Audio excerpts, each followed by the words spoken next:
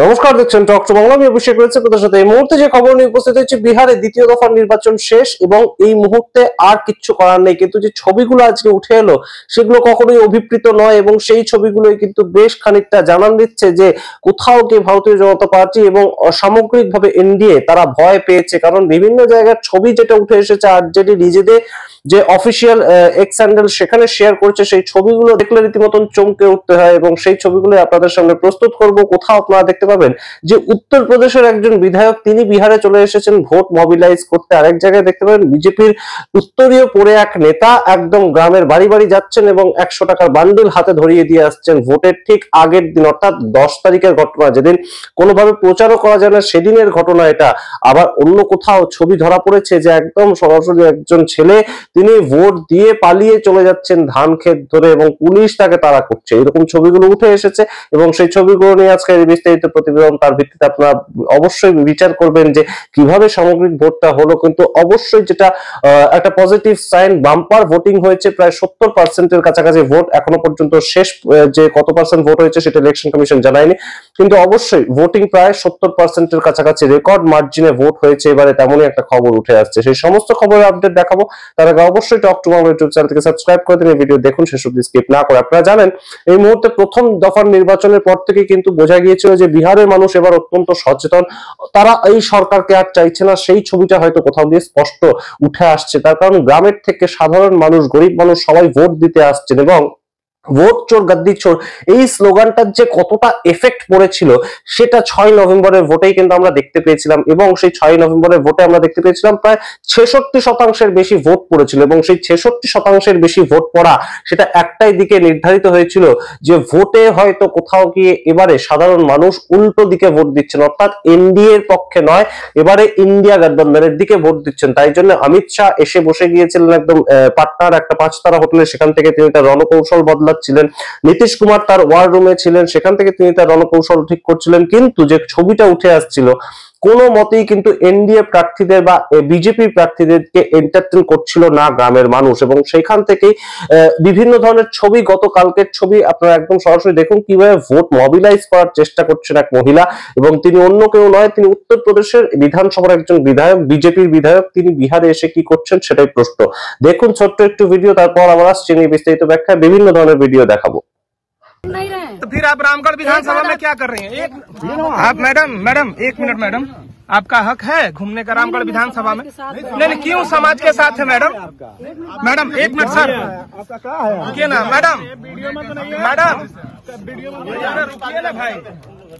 Madam कल प्रचार खत्म हो गया मैडम, आप घूम सकती हैं, हमारे परिवार के लोग हैं, कल घूम सकती हैं मैडम। घूम नहीं रहे। तो फिर आप रामगढ़ विधानसभा में क्या कर रही हैं? एक झंडा आप देखिए। कोई बात नहीं, झंडा से कोई मतलब नहीं है मैडम। सुनिए ना मैडम, आप घूम सकती हैं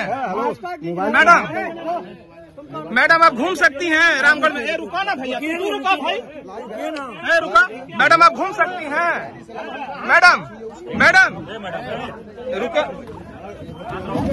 शाम को 5 बजे खत्म हो गया तो आप यहाँ पे क्यों हैं? नहीं, मैं जा रही थी। क्यों गाँव में घूम रही थी या जा रही थी? और आपका उनके यहाँ क्यों गई थी?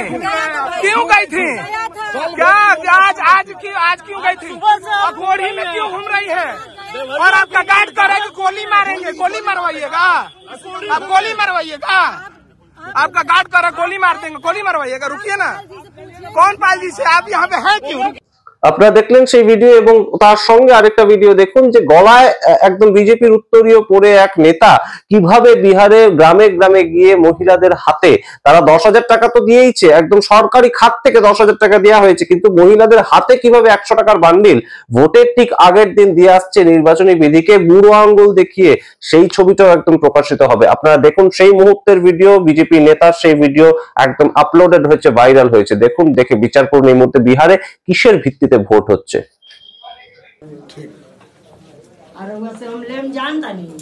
सब कुछ हो। ठीक बा, सब कुछ मिली। चुनाव माने पास न करा दी करी लोग। मुखिया का काम बा। আপনারা দেখলেন পরপর দুটো ভিডিও যার মাধ্যমে ভোট মোবিলাইজ করার যে ছবিটা সেটা উঠে এলো। এবার আপনাদের আরেকটা ভিডিও দেখাই কিভাবে রিগিং হচ্ছে বিহারের ভোটে, সেই ছবিটাও আজকে সরাসরি আরজেডির তরফ থেকে সোশ্যাল মিডিয়াতে ভাইরাল করা হয়েছে। এক ছেলেকে দেখতে পাবেন, তাকে বের করে দেওয়া হচ্ছে এবং তাকে পালিয়ে চলে যেতে হচ্ছে ক্ষেত দিয়ে। সে উল্টো পাল্টা নাম নিয়ে এসে উল্টো পাল্টা কেন্দ্রে একদম সরাসরি ভোট দিচ্ছিল এবং সেটা কেউ কিছু বলারও ছিল না। ছেলেটির মাথায় একটি গেরুয়া কাপড় বাঁধা ছিল, এইটুকুই তার পরিচয় জানা গিয়েছে, আর বিশেষ কিছু তার পরিচয় জানা যায়নি। আপনারা দেখুন, ভিডিও দেখে বিচার করুন, আপনাদের মতামত শেয়ার করুন, আর এবং তার সঙ্গে আরো ভিডিও আছে, আরো বিস্তারিত ব্যাখ্যাও আছে। আগে ভিডিওটা দেখুন। ये देखिए, ये लड़का दूसरे गांव का है, सिसई का। इसका यहाँ वोट भी नहीं पड़ता है, इस स्कूल में घुसा हुआ है सफियाबाद में, और ये फर्जी वोट गिरा रहा है। और यहाँ पे कोई जांच नहीं। देखिए भाग रहा है यहाँ से, देखिए देखिए देखिए ये लोग, देखिए पकड़िए, फर्जी वोट गिरा के भाग रहा है खेत में। देख लीजिए, आई लोग का पर्ची वहाँ पे उस साइड कर रहा है, फिर भी नहीं। देख लीजिए कहाँ भाग रहा है, खेत में भाग रहा है। हाँ, आई है सफियाबाद उच्च विद्यालय जो है, यहाँ वोट सामने भागा है। भाग गया, उधर भाग गया है, वो भाग गया वो। कोई बात नहीं, चलिए चलिए।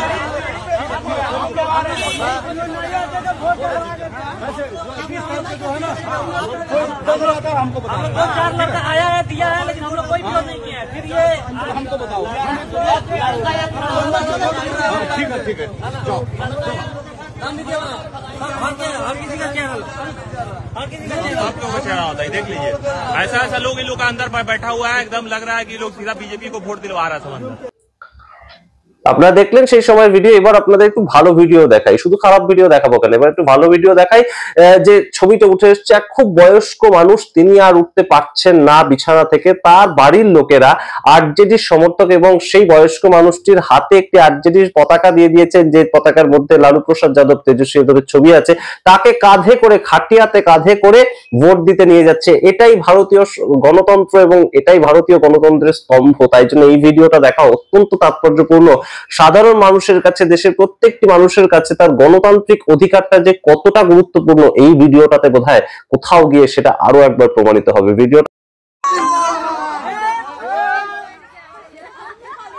ভিডিওগুলোই কিন্তু রীতিমতন ভাইরাল হয়েছে সোশ্যাল মিডিয়াতে বিভিন্ন ভাবে, যেটা উঠে আসছে যে বিজেপি এবারে কিন্তু হারতে চলেছে, তেমন একটা প্রেক্ষাপট আমরা জানি না। শেষ পর্যন্ত 14ই নভেম্বরের আগে কোন কোন ইভিএম মেশিনে কি কি সমর্থন দেখা যাবে এবং কোন কোন ইভিএম মেশিন আবারও ব্লক হয়ে যাবে কিনা, সিসিটিভি ক্যামেরা বন্ধ হয়ে যাবে কিনা, কোনো গাড়ি এসে দাঁড়াবে কিনা, প্রথম পক্ষের ভোটদানের পরে যেগুলো ঘটেছিল।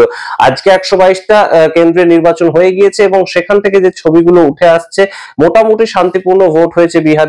বিক্ষিপ্ত কিছু ঝগড়া, অশান্তি এবং স্লো ভোটিং এর অভিযোগ এই সমস্ত উঠে এসেছে। টাকা দিয়ে প্রভাবিত করার চেষ্টা, সেগুলো হচ্ছে বিভিন্ন জায়গায়। কিন্তু এই মুহূর্তে আরজেডি কোথাও গিয়ে হয়তো এগিয়ে থাকবে তেমনই একটা আশঙ্কা। এবং আরজেডি শুধু নয়, মহাগঠবন্ধন তারা হয়তো কোথাও এবারে 122টা যে ম্যাজিক ফিগার তার কাছাকাছি পৌঁছাতে পারে। তাদের হয়তো আগের বারের থেকে একটু বেটার পারফরমেন্স হতে পারে, তেমনই একটা প্রেক্ষাপট। এখন জানা নেই শেষ পর্যন্ত টাকা কথা বলবে নাকি শেষ পর্যন্ত মানুষ কথা বলবে, আমরা জানি না। আপনারা বিচার করুন, কমেন্ট বক্সে কমেন্ট করে দেখতে থাকুন। টক টু বাংলা, অবশ্যই টক টু বাংলা ইউটিউব চ্যানেলকে সাবস্ক্রাইব করে দিন। ধন্যবাদ।